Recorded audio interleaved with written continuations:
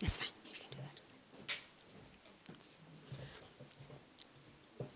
Over the past 3 days, data quality has continuously emerged as a focal point in most of our conversations, highlighting its role in enhancing the ability to assess credit risk accurately and fostering a more inclusive financial landscape. As we continue exploring these very topical issues and the nuances of data governance today, we will examine the value of quality data for market insights. Sharing her insights on this topic with us is Illana Melzer, who's the engagement manager at 71point4. She's a member of the governing body of SACRA and leads a team at 71point4 Consulting. She has extensive experience analyzing consumer data, worked at global consultancies like Monitor and Accenture, and established her company in 2018.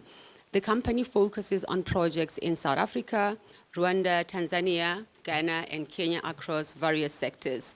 One of their key projects is the Tenure Support Center in South Africa, which has garnered significant attention and support. She holds a Bachelor of Business Science degree from the University of Cape Town. Please join me in welcoming Illana to the stage. Thank you so much. Good morning, everyone. And I just want to thank Jared, Magauta, just for this opportunity. Really grateful to be here, and always wonderful to be in Johannesburg. And if you can have the conference in Cape Town next time, that would be even better. So great. I'm going to go through this presentation, and just an apology before I even start to just say I know it's death by numbers. There are a lot of slides, there's a lot of data, and to apologize to my Kenyan colleagues in the room, all the data is from South Africa. And that's not because I love South Africa more than I love Kenya. It's because it's very difficult to find data in Kenya. We've got some data, and I'll mention as we go where we've got data that I could share. But that's not to say that that's an advantage, actually. Because sometimes when you have data and you think you know the answer, you're a whole lot less curious than you should be. So let's go through this presentation. I'll take some time for questions at the end. And then I'm hoping, Chair, that you'll keep me to time if I do talk too much. Okay, so we're going to look at two basic categories of data. There's a lot of data, but we'll talk about data with regard to the labour market, talk about data with regard to credit, and then end off with some concluding comments.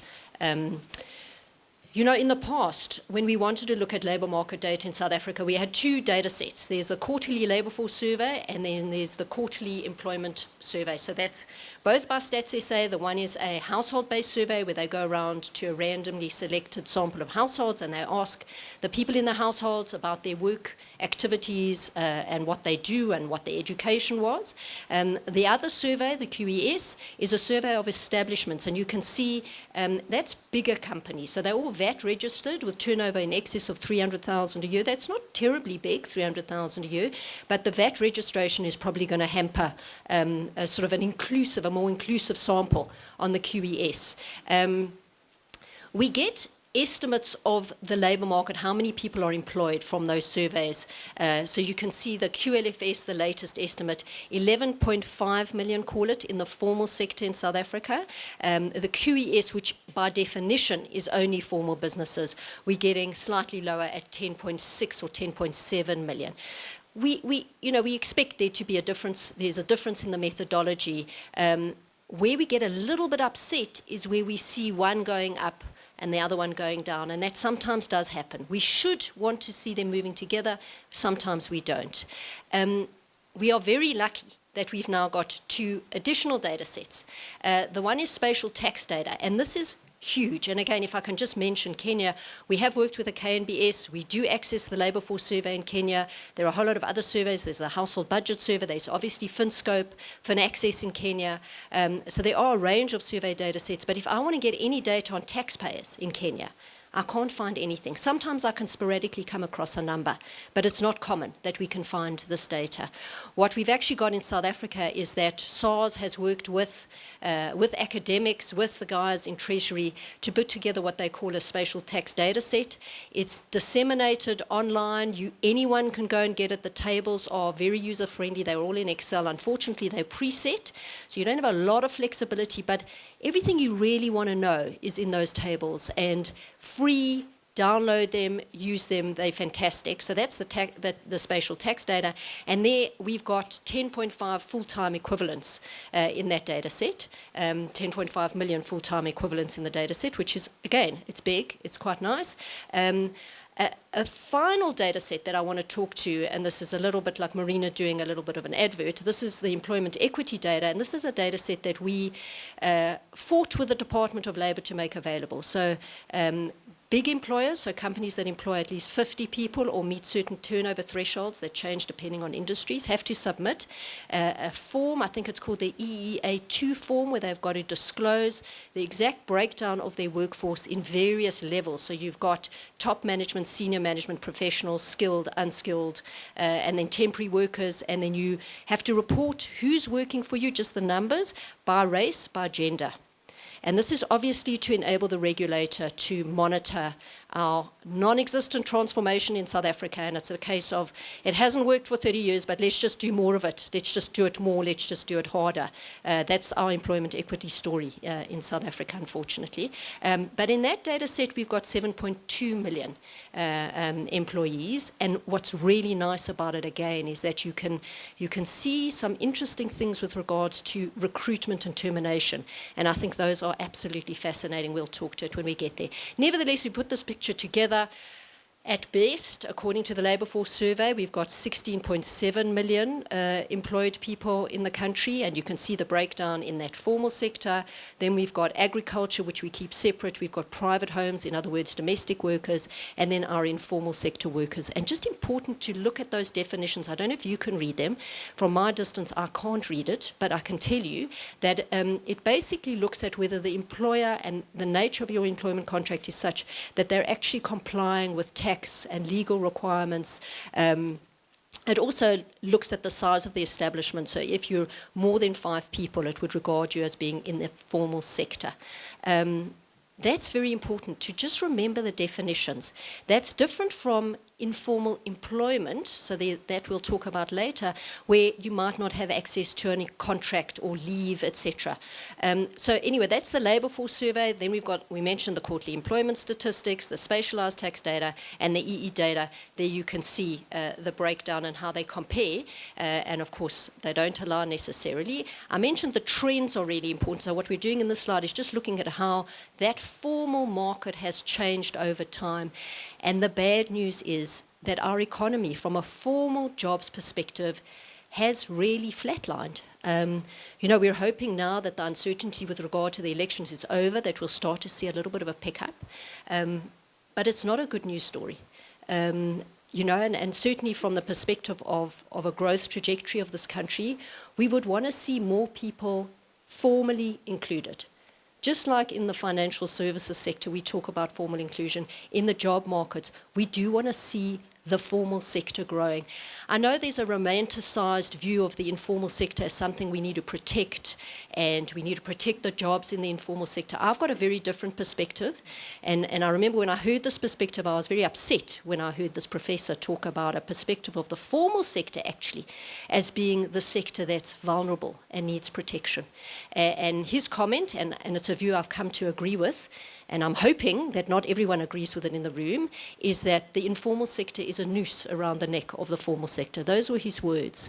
And I think it's really important to just think about how the formal sector develops, how the formal economy develops, and what happens when that's undermined by segments that don't comply with the various requirements we have. And that's why the job of regulators is so difficult, because on the one hand, we want to stamp out practices that are just terrible, but on the other hand, we know that if we over-regulate, we force more activity into this informal sector, which is very vibrant.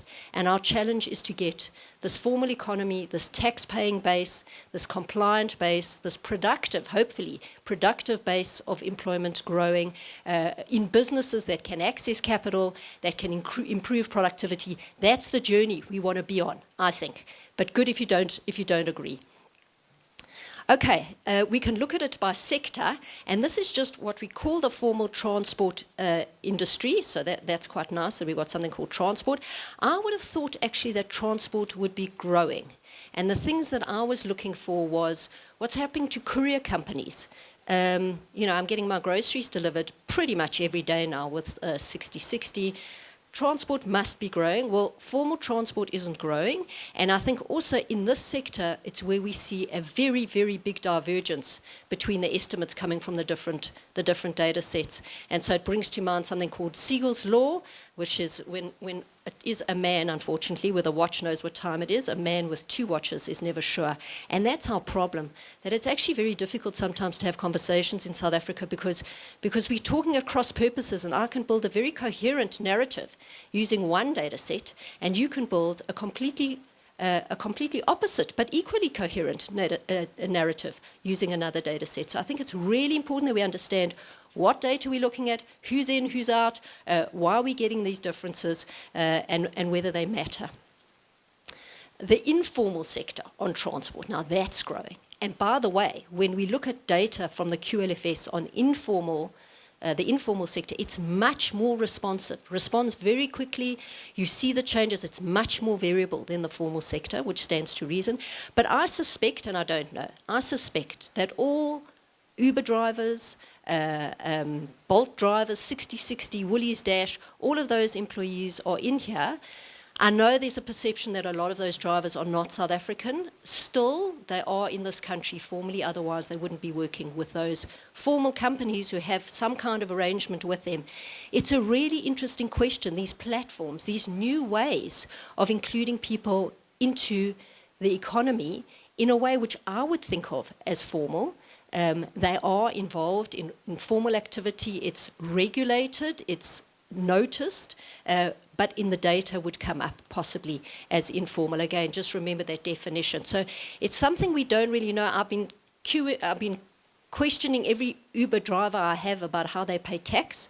I think that the words got out there that there's going to be this white woman who gets into your car is going to ask you questions about tax. But they tell me that it's Uber. Uber sorts it out. They don't submit anything.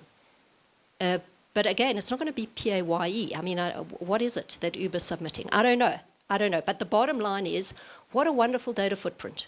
What a great data footprint. And I think it's this question again. I'm not going to spend time on that. It's this question, let me spend time on it. It's a question again around who can the formal economy engage with? And just want to bring up the minibus taxi industry because that's a fascinating one. I mean, again, we know we've got really interesting lenders. I mean, transaction capital. What a wonderful business at a point in time. Not so much now, maybe. But really interesting business providing finance to the minibus taxi sector, which is thought to employ around 200,000 drivers. Again, we don't know because this is informal. If we look at the tax data, there we go, 982. That's it, not thousands. That's not thousands. That's just 982 taxi drivers that appear in the tax data. It goes down to that 5-digit SIC code. Of course, maybe some of them classify themselves as other activities. I don't know, it could be a classification problem. But what is interesting is look at that peak in 2021. Why did that peak happen? Because there was support to the taxi sector from government because of COVID, on condition that they started. And there's been this whole move to try and get the taxi sector to formalise. But I think, again, from a lending perspective, what do we want to see? If you can put a telematic device in a taxi, well, do you care, really? Maybe you don't. Okay, we'll leave that question as it is. The spatial tax data also includes taxable income, which is really nice because this is from the horse's mouth. This is the taxable income that the Revenue Authority actually sees. It might not be the only income. There might be other income that's not taxable that the authority doesn't see. But it's really nice that we can get this pyramid. And we can get this pyramid. You can see I've just used the much more granular categories at the top that I haven't included. There are people who earn far too much money. There are not a lot of them. But like I mean, who's earning 400,000 Rand a month? I mean, what are you doing? That, anyway, okay. So there are some people in the country who earn sort of that, and the numbers are there, so you can see them. But you can also see this over time. So the data actually goes back to 2014. I've just used 2015 because I like 2015 for a couple of reasons. What we're seeing is, yes, there's been a little bit of growth coming through in that tax data at 0.6% per annum growth. I don't know that that's much to speak about when we compare what's happening to the population and the economically active population. But you can see that the distribution is pretty constant, and this is all in real 2023 Rand terms. So that's also nice about the spatial tax data, is they have done the deflation for us. They've taken out the effects of inflation. So this is in real terms pretty much the same economy as we were in 2015. That's not good news, I don't think. And so really we've got to ask ourselves these questions about employment, formal, informal. How do we think about this? And you know, the definitions, who came up with these definitions anyway? It certainly wasn't the credit sector. You know, so if you've got your labour market analysts on the one hand, or your ILO that's very interested in labour standards, and are people being paid living wages, are they getting leave, are they getting maternity leave, etc. Well, that's your formal sort of employment contract people. And then you've got our tax people who care. I don't think that lenders really care too much about either of those. I mean, as individuals you might, but as a business, that's probably not the primary concern. And what do lenders care? What do we care about? In terms of including people in a formal economy. What do we care about? And to start to think about that, and then to start to think about the data that we're looking at and how we interpret it. It might take us somewhere else. We haven't spoken at all about FinScope. That's a useful data set in South Africa, and FinAccess in Kenya, also very, very useful. Fascinating when you compare the income estimates. I mean, obviously we're going to see many more people with an income in FinScope than we will see in any of the other data sets that I've talked to. By the way, the Labour Force Survey doesn't report on incomes. So if you want to get incomes, you're going to have to use something like FinScope. But you can see this enormous number of people who are earning very, very little. Who are they? That's the informal sector. Maybe it's some domestic workers. Maybe it's grant recipients. And then on the other extreme, the grey bar, that very big bar of people who refuse. So I'm just not telling you it's none of your business. You know, you've asked me enough invasive questions about how I use credit, and now you want to know how much I earn. Bugger off. So that's the answer we're getting here. Very difficult to use this if we want to then make some good business decisions. I think the other critical thing about the FinScope data set and other surveys is that they understate the size of that middle class. So if we're looking at people who are earning around 12,000 to 50,000, there's a very, very big shortfall of over, it's about 2 million people that FinScope understates, but that we're picking up in the tax data. So that's, I think, again, good to think about. Employment equity, let's just have a look at this data set. And what I really, really like about it is that we can start to snoop on firms because it's reported at a firm level. So I can pull the report for an individual company. I can pull it for FNB. I can pull it for Wonga. I can pull it for any lender that I'm interested in, any company that I'm interested in that is submitting the data. So here you can see the biggest employer in South Africa, 182,000 or so employees. That's the police force. And I was just really intrigued by the previous speaker's comment. If I heard her correctly, 262,000 mobile money agents. That's in Kenya, a much smaller economy. That's quite interesting. How many of those agents is that their only job? Probably maybe some not. Don't know. But that's enormous, 262,000. That is absolutely enormous. But have a look at the next employers on this list. And of course, we're not picking up some of the jobs I mentioned earlier. I'll show you the data for Uber shortly. But there's ShopRite, Checkers, Fidelity Security. In fact, there are more people employed in the private security industry than there are in the police force. So I could show you the data for the other security companies as well. And then a lot of the retailers, some of the banks coming through. But it's really nice that we can see this at a company level. I mentioned earlier, also you can see this males, females, and then by race group or population group in South Africa. So this is just where I think everyone gets really, really upset. You know, when we look at what's happened in South Africa over the past 30 years, the economy, from a wage perspective, doesn't look like it's differed very much since 2015 certainly, but then in terms of the actual transformation, very, very muted. And I think it's a very difficult discussion to have in South Africa. It's a very painful discussion. And I think for painful discussions, best you have them with a lot of data. Very important that we try not to be defensive, that we try and understand what the challenges are. So you can see top management in South Africa, 17% are black African compared to majority that are white. If we move further down the pyramid, if we're looking at semi-skilled, for instance, it's 80% are black African, but certainly that top level hasn't transformed in the way certainly the regulator had hoped, and in the way I think a lot of people in the country had hoped to. There's a very, very big difference between the public sector and the private sector. And it brings to mind, there's a quote, and I think it was Oscar Wilde who said, he was reviewing a book, and he said, the book is both interesting and innovative, something like that. But the parts that are interesting are not innovative, and the parts that are innovative are not interesting.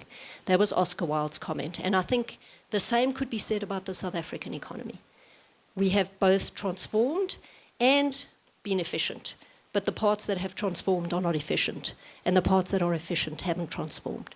And I think it's really a critical issue to look at what are we doing, how do we get more people, is it the outcome that we focus on, or do we start to focus better on what's actually happening in our education system in this country? And education, by the way, is not just schools. We have a Department of Basic Education. I think it's a very well-named department. In fact, I would call it the Department of Very Basic Education, and which is unfortunate. But education doesn't only happen in school. And I see that as an employer of graduates. We bring young graduates into our company. Even though they've got fabulous degrees, boy, do they know nothing. Unbelievable. And how do you bring someone into a company? I think in terms of impact from our business, the only impact we've actually ever had, we've written a lot of really important reports, I don't know if anybody's ever read them. In terms of impact, I can tell you where the employees that we hired as graduates have landed up. That's impact, to see where the people that you've trained land up in their lives. You know, they say those who can do and those who can't teach.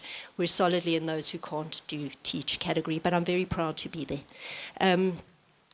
Okay, this is where I do a little bit of advertising. We've built an employment equity dashboard, so we fought the Department of Labour. We took them to court to make this data available. Cost us an absolute fortune. We did get some funding on the basis of a quote we got from a lawyer. The lawyer charged us way more than the quote, so it cost me a fortune. But finally, we were about to go to court, and they published the data.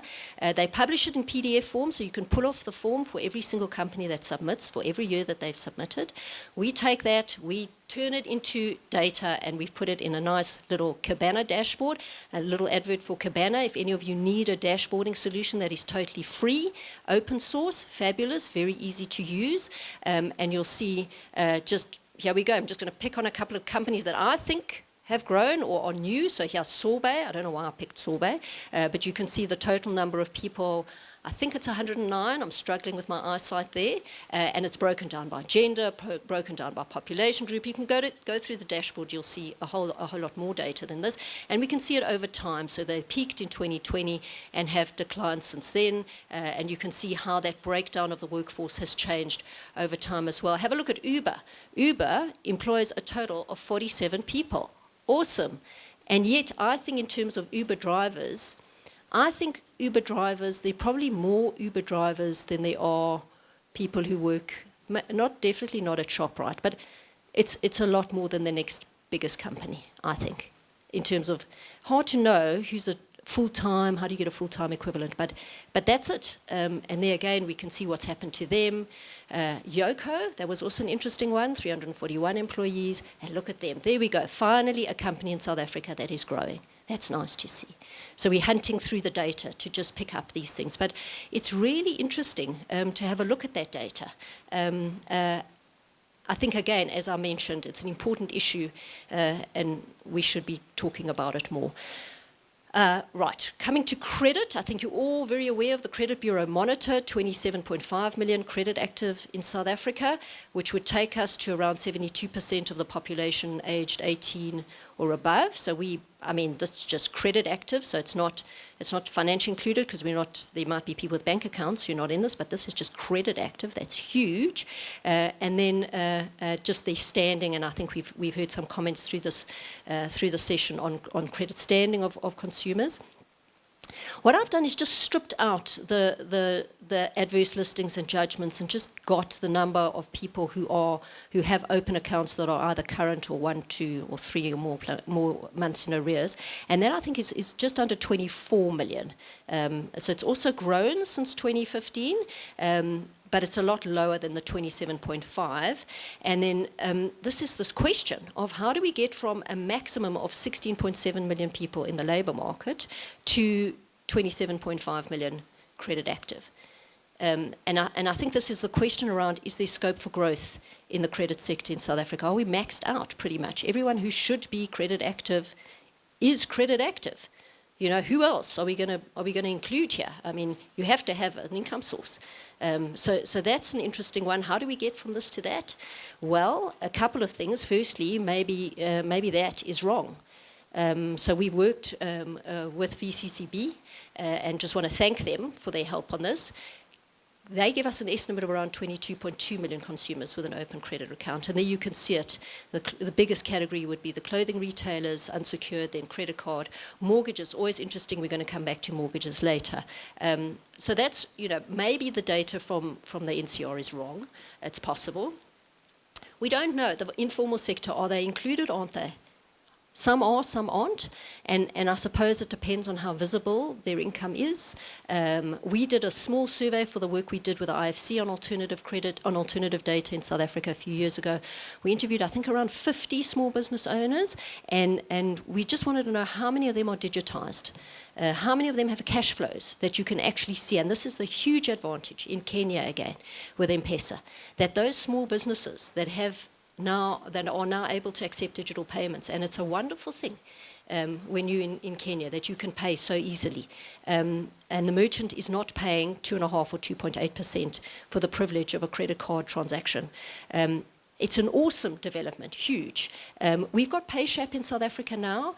We don't know the growth in PayShap. First of all, very, very limited disclosure on what's actually happening. So we get a number every now and then, but we don't know, is that cannibalizing? I think it's a question that Josh always asks on the SACRA governing body. Is that cannibalizing other digital payments mechanisms? Or is that real growth in terms of more and more people coming into the digital payments net? And really, digital payments, absolutely critical if we want to see that shift from the informal, where we can't see you, to the formal, where you become visible for a credit provider.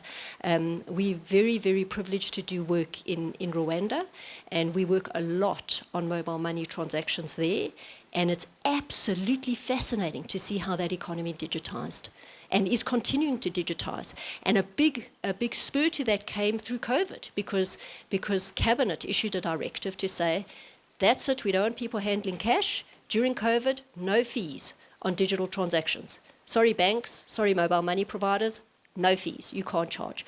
What did our regulators do in South Africa? We had hand sanitizers at ATMs and some question about how to marshal the queues. Really?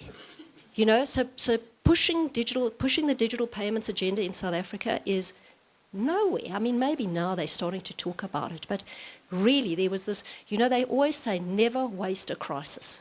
Boy, did we waste the crisis in this country. And in other countries on the continent, you see an enormous difference there. So I only put this up to say we don't know how many small businesses there are in South Africa that could be in the credit net if we could get them out of cash. And by the way, cash in South Africa is catastrophic. I've spoken to a lot of small business owners in the townships around Cape Town. I have never met one business owner who hasn't had a theft. It's not like someone pickpocketed them and took 20 rand. You come to your place of work and everything is gone. It's gone. Your money's gone, your equipment's gone, your life it's a mess. That's the reality of South Africa. So a country with this enormously high crime rate, where we're not encouraging digital is just, to me, that's the crime. That's the crime. Okay, anyway, let's talk also about grant recipients, because a lot of them we know are credit active, and probably those old age grant recipients. So this is data from Treasury. We have about 4 million individuals who receive an old age grant of 2,200 per month. It goes up a little bit more if you're older. We've also got child grants, child support grants, which are enormous, 13.5 million. There was some research done. It's about 2.6 grants per household that receives a grant. So maybe we've got about 5 million or so households that are getting child support grants. I don't know if any lenders are granting credit to child support grant recipients. I think it's a little bit more difficult. Disability grants also might be in the credit active net. But as Marina mentioned, it's controversial. Because a lot are in default and a lot are in real distress. So it's very difficult to engage with that segment. Of course, if we want to reconcile the credit active and the labour market, we've also got to talk about default.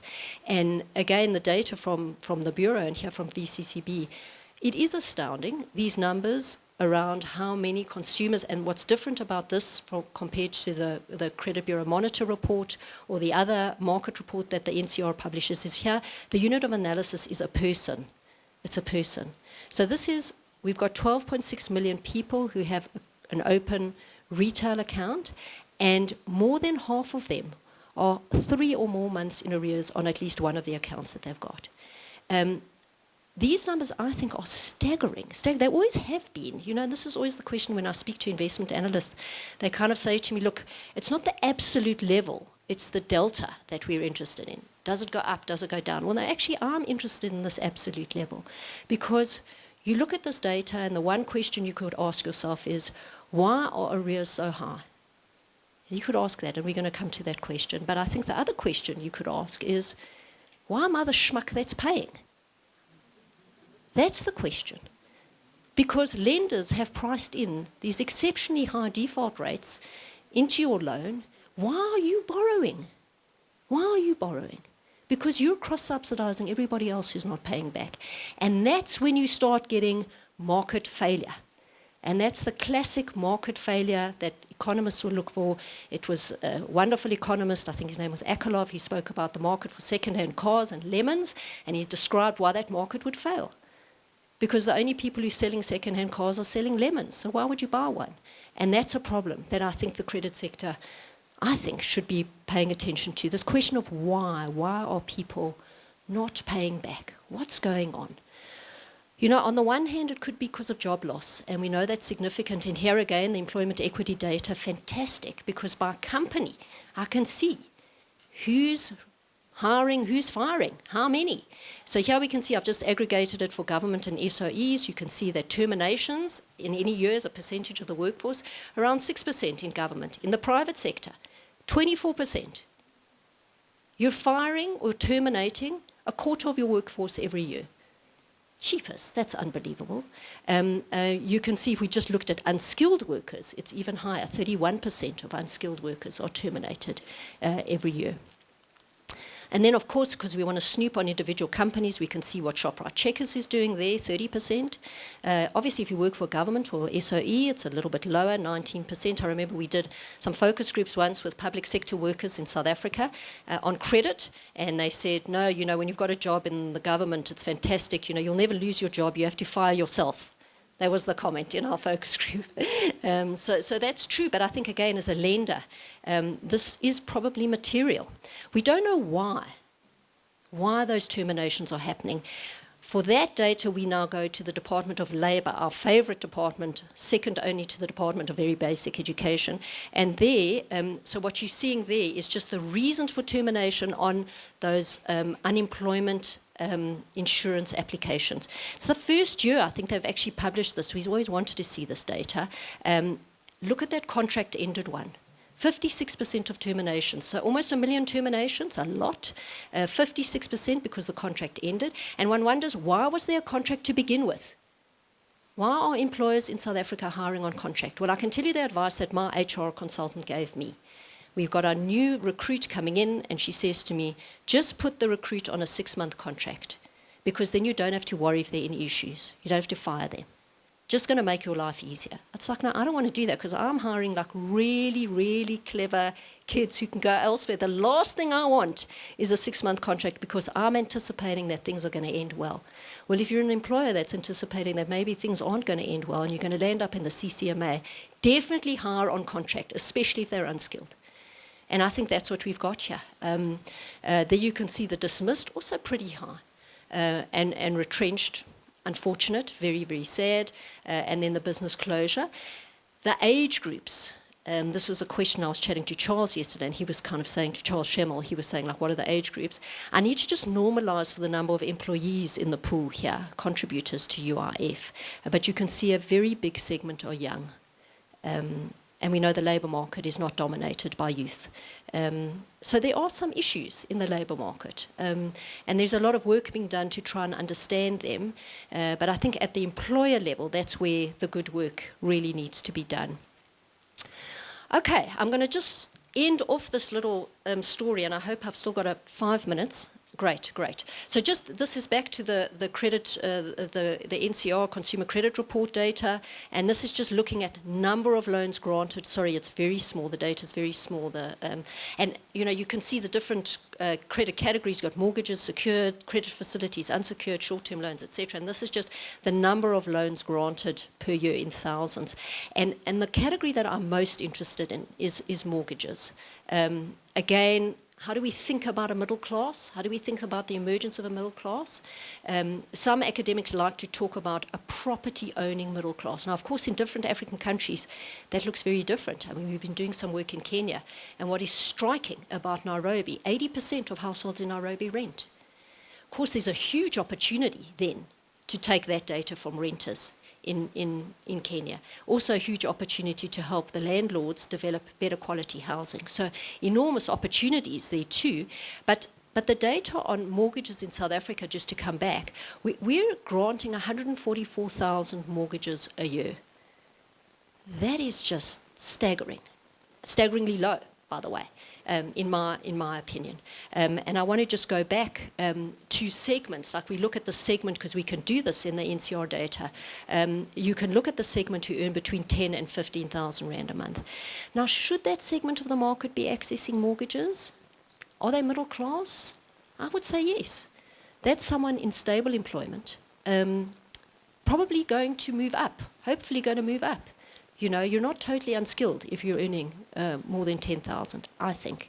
But look at what's happening in that particular segment. We've got a grand total in 2023 of 1,674 mortgages granted. And that's the market, by the way, that government is trying very, very hard to support mortgage lending. They've got a wonderfully named product called the FLISP, which is it's not a LISP, it is the FLISP.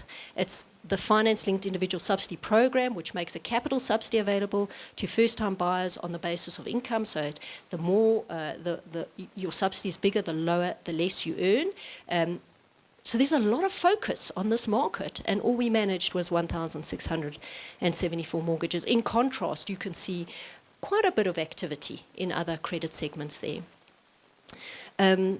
I think this is where it gets interesting. So we look again at that pyramid, and let's just stick to the tax data because that's the best data. And if you're going to give a mortgage, yeah, you want to know for sure what someone's earning. So let's just look at that tax data again and look at that kind of middle market there, which I've put a little sort of border around, between those two segments. Unfortunately, we can't get the segments exactly the way we'd like it in the spatial tax data. They tell us this is the segment, 6,400 to 12,800. If I go to them and say, look, I want 10,000, they're not going to help me. So that's unfortunate, but that's where the market is. What kind of housing would that market be able to afford?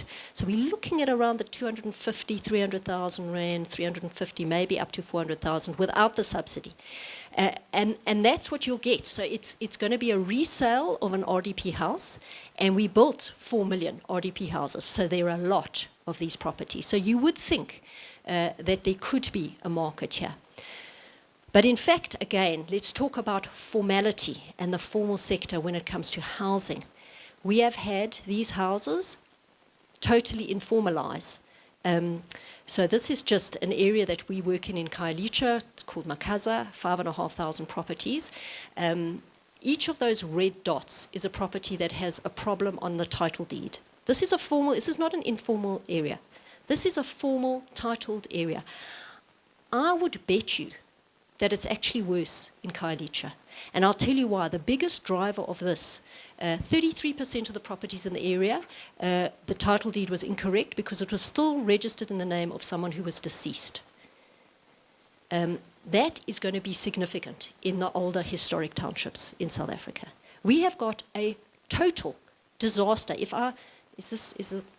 At the top of those, of the three sort of projects, RDP projects at the top of this, where they hadn't even given out the title deeds yet, and this title deed backlog that we've got in South Africa, we've been working on that now for a couple of years, finally making some progress on just quantifying how big that title deed backlog is, and we've got it down to, by municipality. We can actually see exactly where you've got a backlog and exactly what the problem is, because the whole property, I don't even want to go into it. I know far too much about town planning, and you really don't want to know the stuff, but you'll end up knowing it. It's a lot of work to get a formal property demarcated into the deeds register and transferred to someone.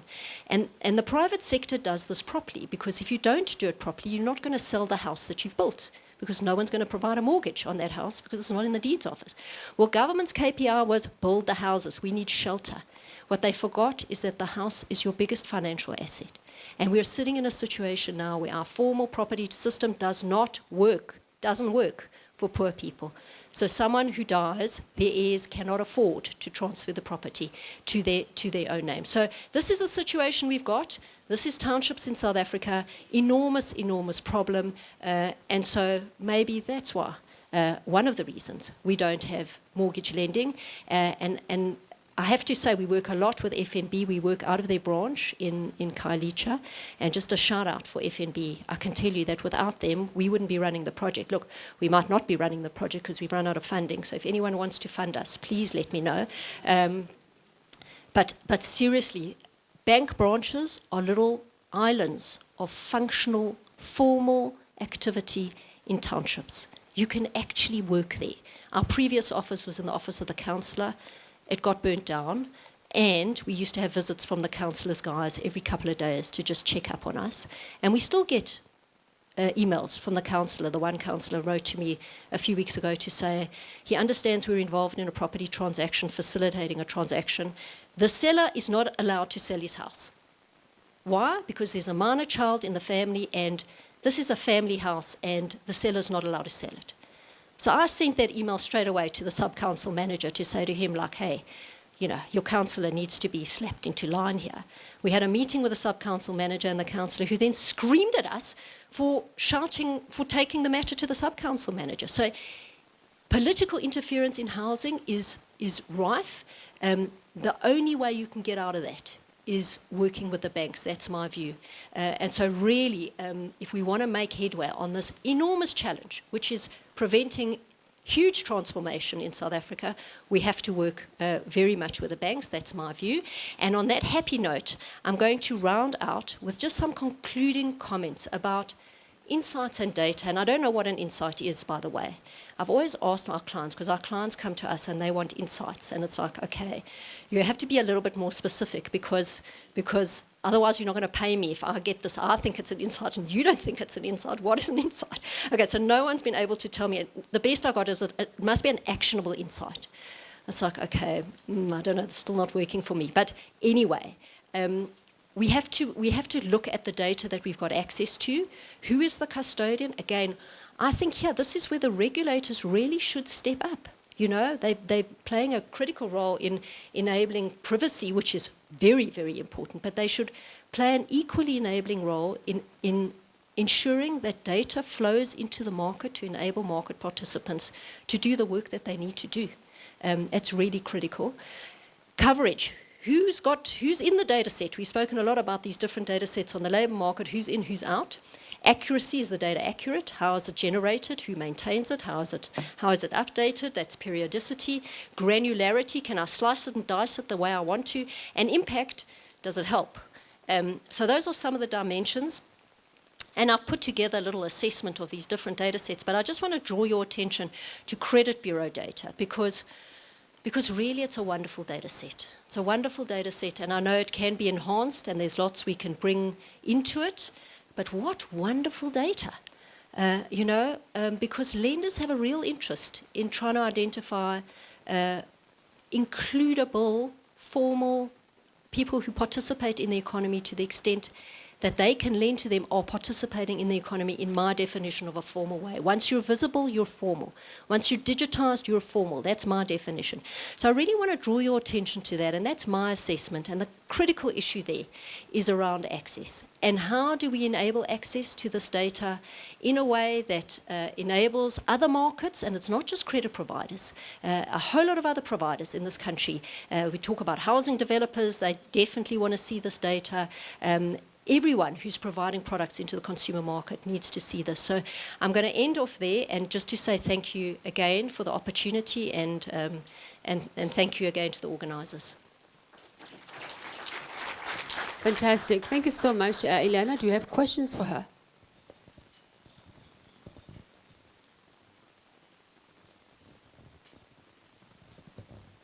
No questions?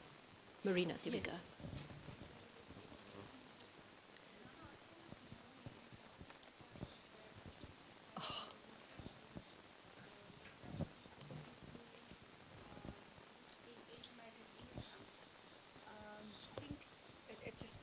Both a statement and a question that the challenges with not having the data available, what alternatives are there so that we can confirm that, and then secondly, it actually shows the quality of the data that's collected by the census, and can we really rely on that? Yeah, no, thank you for that. I'm delighted to see this article. Because census data, there's something called Sturgeon's law. It's another eponymous law of data. Sturgeon's law, 90% of everything is crap. Very important law when you're looking at data. And with the census, and in particular income, I cannot tell you how frustrating it is to sit in a meeting where people put up some data from the census that showed 20% or whatever it was of South Africans having zero income. And they put that up. It's like, dudes, that's rubbish. That's just rubbish. So I'm really happy. The census, I don't know, I wasn't counted. I don't know how many of you weren't counted. It was a real disaster. And so I think calling it for what it is, we're still working in some projects where we are forced to use the census, even though we all know it's garbage. I just want to take us back to this picture, because this is where we're having a lot of, it's the sort of spatial data and the imagery that is now, there's something called Google Footprints data set. I don't know if you've seen it, but fabulous data. And what we can do, we've got all the layers from the Surveyor General's office, and now we're working with the deeds data. We've got all the deeds data. We've got the Google Footprint data.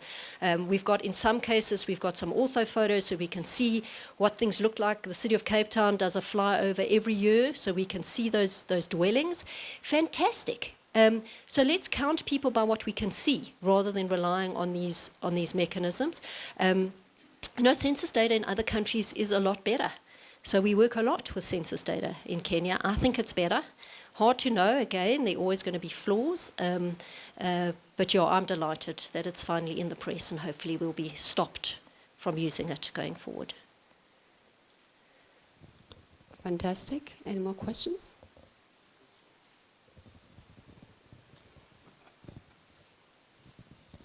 The question was not really formulated in my mind, but probably you could help.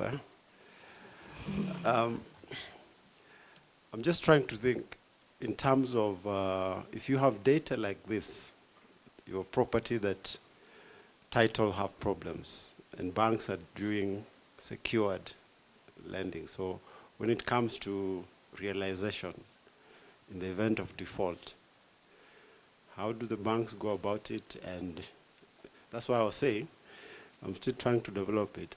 And in terms of, is there a credit registry in South Africa, and what is contained in that registry? Sorry. No, exactly. I mean, banks won't grant a mortgage unless they can see the title deed, and they can see that the title deed is up to date and accurate. I've done a lot of sort of mystery shopping of houses in township areas, and I go into a house and someone's selling their house and I say, have you got a title deed? Yes. Can I look at the title deed? Yes. Is this your name? No. Well, whose name is this? It's like, I don't know, it's the name of the person that the person I bought the house got it from. Seriously. So the informal mechanisms, so people will give the title deed over, or sometimes just give copies of IDs. And that's what we do in this project, is try and unscramble this egg. You know, someone comes to us and says, I bought a house 15 years ago, we didn't go to a lawyer, now someone, the grandson of the person I bought the house from, knocked on my door to say the grandmother died, now it's his house and I need to get out. And this is happening. So you now have the problem. It's one thing when it's an informal settlement, everything's informal. When you've got the formal and the informal working together, it's Siegel's law. You don't know what the hell's going on. You know, you've got two competing systems and you don't know what's going on. So it's a total disaster. And really, I think we haven't got our heads around this. A lot of what we read about in South Africa around housing is around perpetuating spatial apartheid. We've built RDP houses on the outskirts of the metros and people have to pay a lot in transport. I don't think that's a problem. That's not the problem. The problem is we've got this total fish soup. We don't know who owns what. You know, how can a city provide services? How do you send a bill to someone when you don't know who lives in the house? You know, and how do you now report to the Bureau? How does again, the indicator that the Bureau will have about whether someone's a property owner, I mean, no. If that person lives in Khayelitsha, I wouldn't use that indicator at all. So it's a real challenge. So it often, the data would be held by bureaus. The bureaus have deeds data, but for, I would say, a third of formal properties in South Africa, that data is just throw it in the bin. I wouldn't even use it. Thank you, Illana. No further questions? Okay. Thank you so much. There was one. It's the last one. I hope it's a good one.